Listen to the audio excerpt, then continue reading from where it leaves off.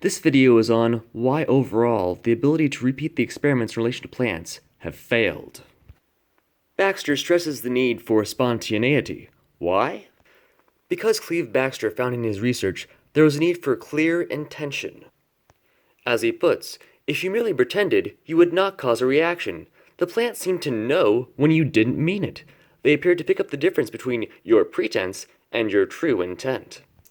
Baxter presents how he attempted to follow scientific methodology, since his approach in further pursuit of primary perception needed to be a responsible one, as he had a reputation in the polygraph field as the director of one of the leading polygraph schools in the country. He found an issue of observation. Over the period of a year and a half, it seemed the plants were indeed very much attuned to other life forms in the laboratory, including non-human activity. Numerous observations continued to confirm such attunement. I found from my observations that plants quite reliably exhibited biocommunication capacity. I also found out something rather basic in this kind of research. If you watch the phenomenon too closely, you may already be affecting it. Once you allow your own consciousness to interact in an observation or in an experiment, you may already be altering its outcome. With carefully designed experiments, the only successful way to eliminate interference, as it turned out, was to completely automate the experiment. This is what I set out to do. My next important project was to carefully design an experiment to demonstrate the phenomenon.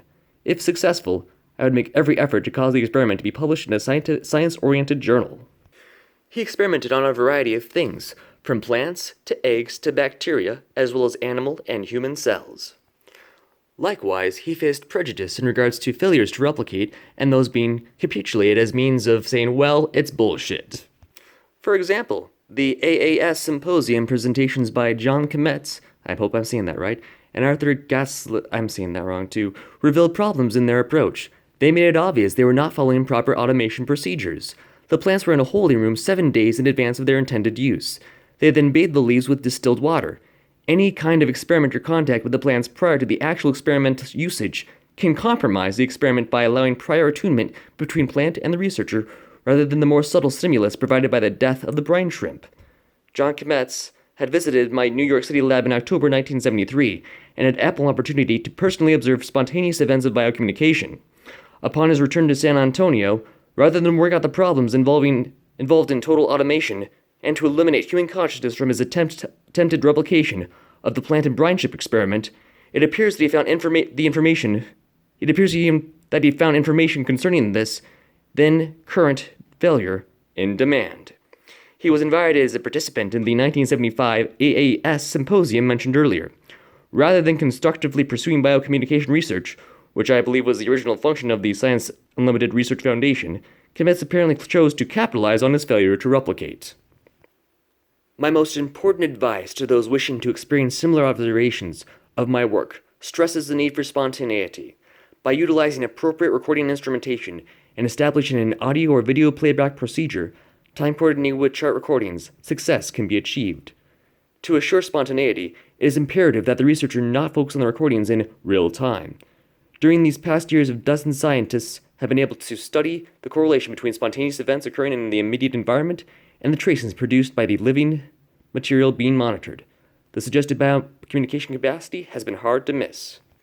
Although such delayed observation correlations are not presently acceptable as a substitution for the scientific method's featured replication requirement, it has allowed basic evolution in personal consciousness for many of those involved.